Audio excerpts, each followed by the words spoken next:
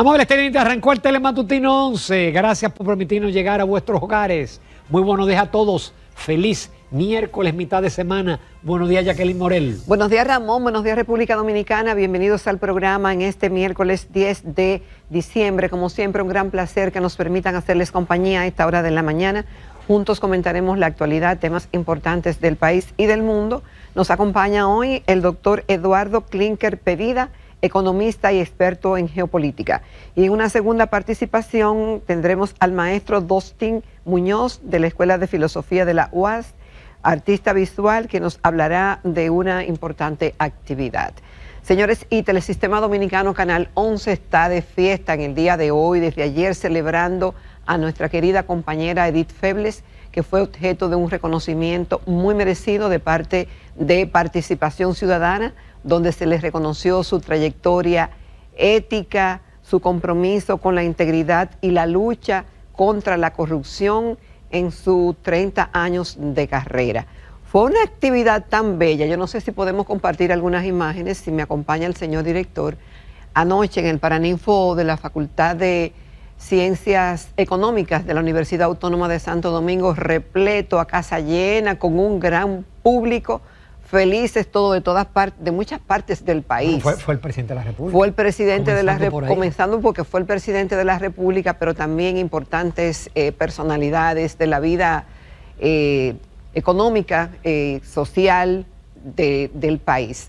Así es que desde aquí no tenemos ninguna imagen.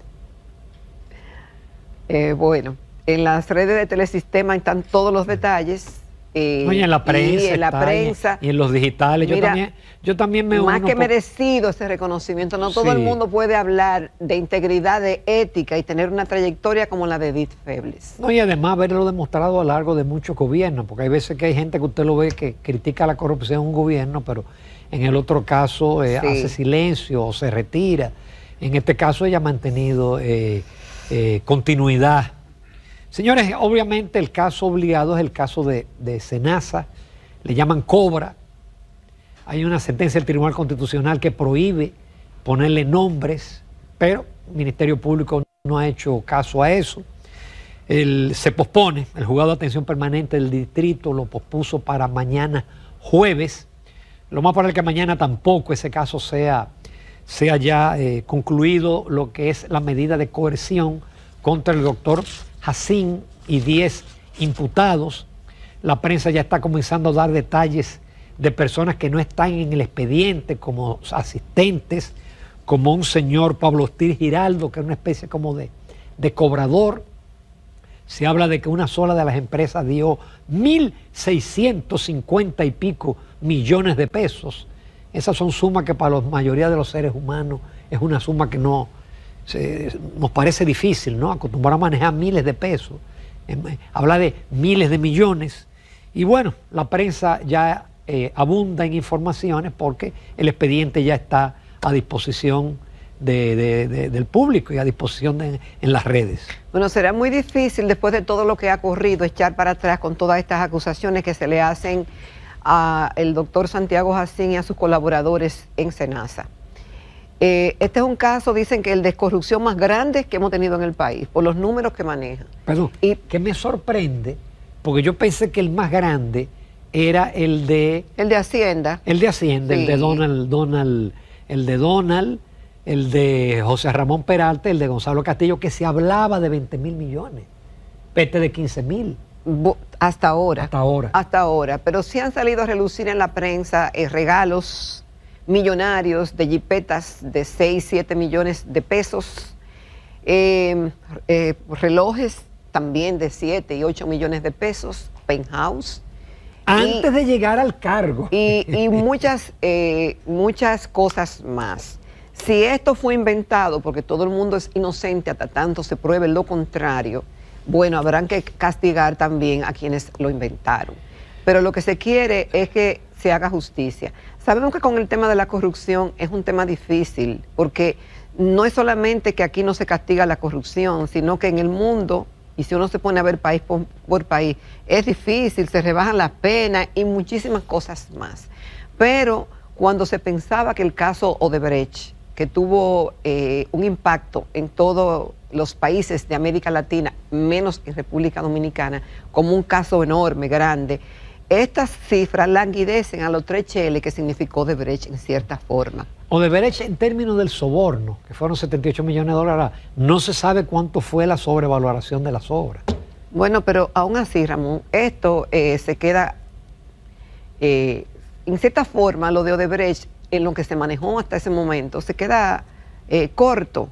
Aquí no hubo sanción y en estos casos, pues la gente no cree que va a haber sanción. Y si nosotros seguimos, no es que se vaya a castigar injustamente, todo el mundo tiene derecho a la defensa, pero los responsables tienen que pagar. Y no solamente yo no estoy de acuerdo con que devuelvan una parte, Ramón. Mira, el que devuelve 200 se queda con 700. ¿Tú ves? Entonces, si ya usted devolvió y se arrepintió para la casa, es decir, es como que usted mate a alguien y diga, yo me arrepiento, o dé una indemnización, o comete una infracción y diga, yo me arrepiento.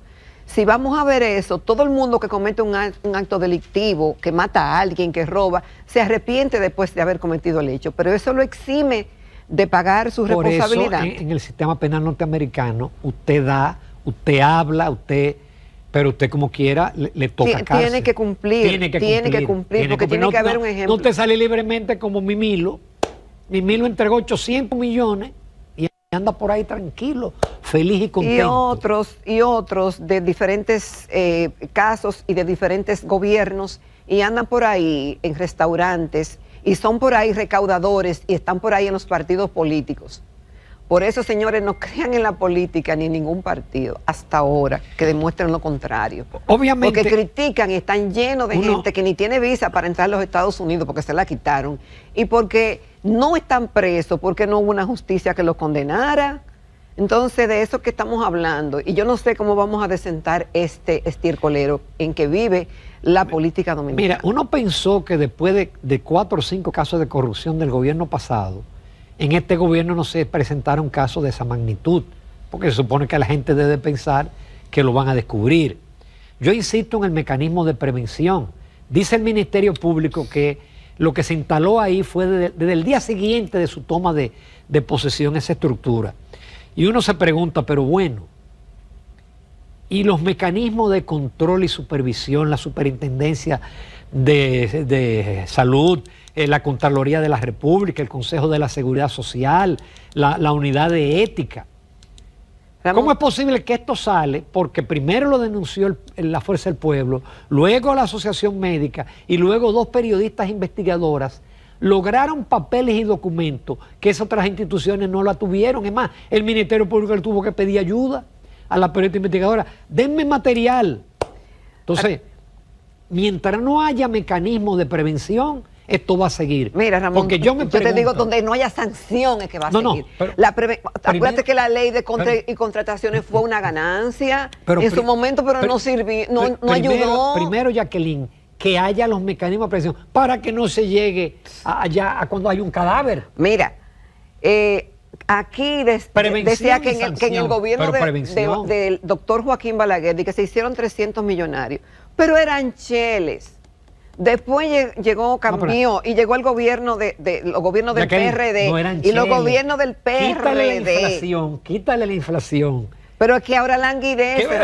Es que las cifras de ahora. Cuando yo me gradué, ya yo ingeniero, yo ganaba 500 pesos mensuales. Entonces, tú tienes, cuando Balaguer se robaban 2 millones, pero eso, llévalo a la inflación, son los miles de millones de hoy en día. ¿Tú sabes cuánto fue el presupuesto mayor del doctor Balaguer? 50 millones de pesos. Ramón, es que Balaguer dejó una cosa, y cuando se le entrega a Leonel, ahí subieron los sueldos, los funcionarios, los viceministros o los subsecretarios a montones, y entonces cada vez han hecho más sofisticados los mecanismos de corrupción. El uno aprende del otro y decía, ajá, pero si este hizo, yo también voy a hacer, y lo voy a hacer más sofisticado. El tema no es que haya, yo sé que tienen que haber mecanismos de prevención, pero lo más importante es que haya sanción. La ausencia de sanciones es lo que incentiva el delito, es lo que incentiva, y aquí no hay sanción. Y por eso andan por ahí, por eso son figuras en los partidos políticos, lo siguen poniendo, por eso este país tiene doble moral.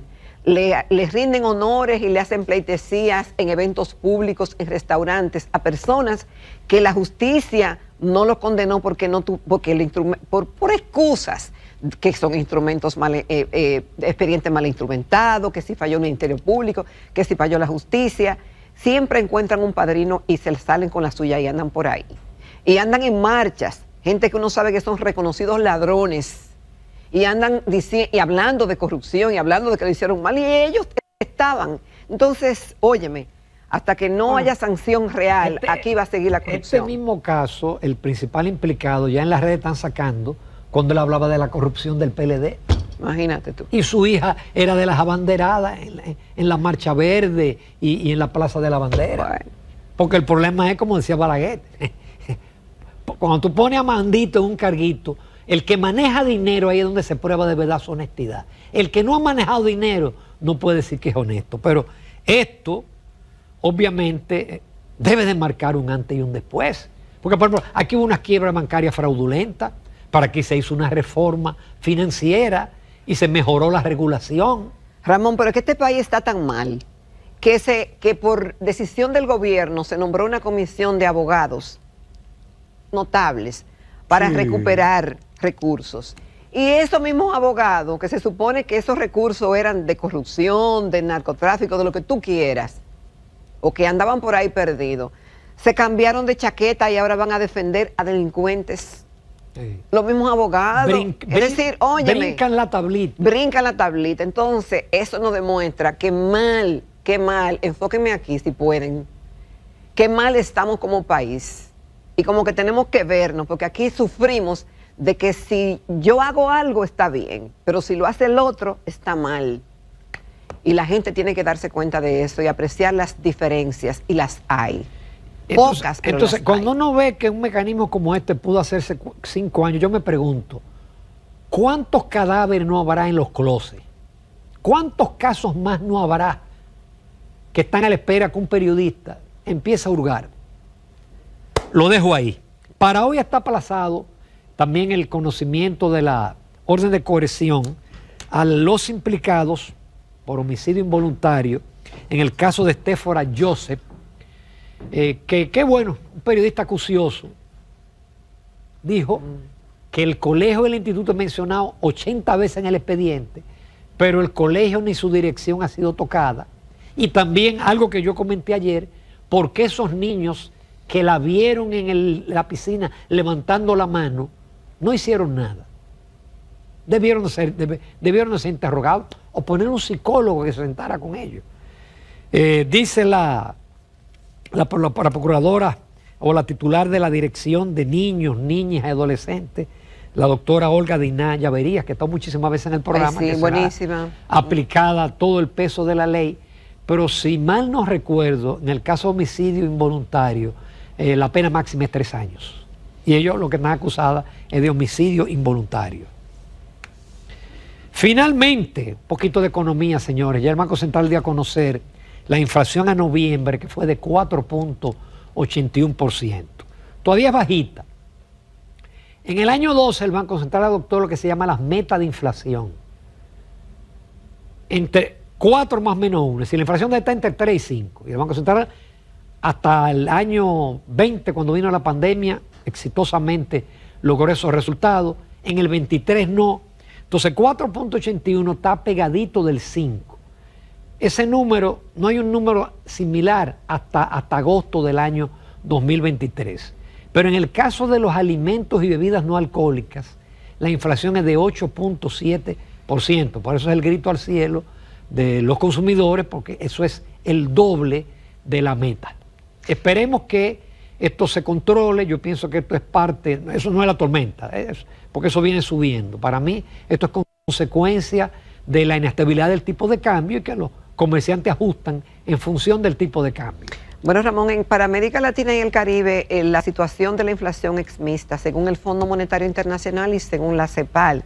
Algunos estiman que el promedio regional es de un 7.2%, impulsado por casos como Venezuela, el extremo peor, mientras se observa estabilidad en México y en Chile. Por ejemplo, con alta inflación está Argentina, altísima, un 31%, Bolivia un 22%, moderada está Brasil 4.6%, Colombia 5.5%, Chile 3.4% y República Dominicana, dicen ellos 4.23%, 4.8%, que está en el rango de moderada. Es 4.81%. Está en el rango de moderada. Lo que pasa es que los promedios te lo arrastran esas hiperinflaciones. Yo por eso no me gusta compararme con los vecinos, yo me gusta compararme conmigo mismo. Claro, Ramón. Y baja está México con 3.5%, Perú 1.35%, Ecuador 1.24% y El Salvador 0.94%. Perú tiene una de las mejores economías de la región, es increíble, pero con una inestabilidad política extraordinaria. Nos vamos porque hoy tenemos un plato fuerte con el doctor Eduardo. Para que tú veas qué caso más raro es. Sí, porque si tú tienes estabilidad económica, debes tener estabilidad política. Sí, generalmente. Doctor Eduardo Klinger Pevida, él es economista, experto en geopolítica, es además, dirige el Centro de Análisis y Estrategia sobre China y Asia, es miembro de la Academia de Ciencias, tiene un currículum impresionante, así que, y es economista, pero no vamos a hablar de economía, vamos a hablar básicamente de geopolítica.